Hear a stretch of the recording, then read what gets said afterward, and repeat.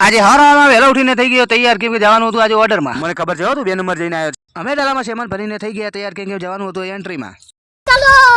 ચલો અમે નીકળી ગયા આગળ. નહીં મો મિત્રો મુકેશ ઠાકોર બોલો, મોકલું કહો તો ચાલે? સુખનો સુરત તો ઉજી ગયો હતો, પણ આજે મને કેમ ચોખ્ખો ચોખ્ખો લાગે છે. લાગે છે મારી હજી ઊંઘ ઉડી નહીં.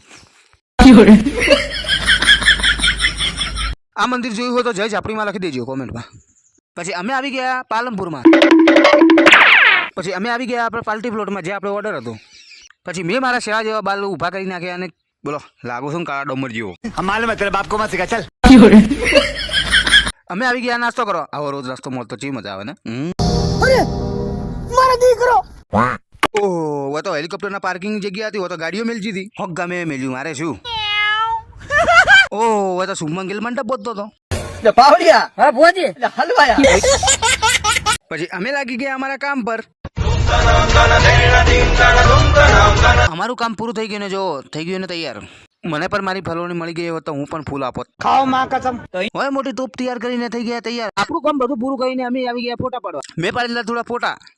વ્લોગ ગમ્યો હોય તો લાઈક કરતા રહેજો. મળો હવે આવતા વ્લોગમાં.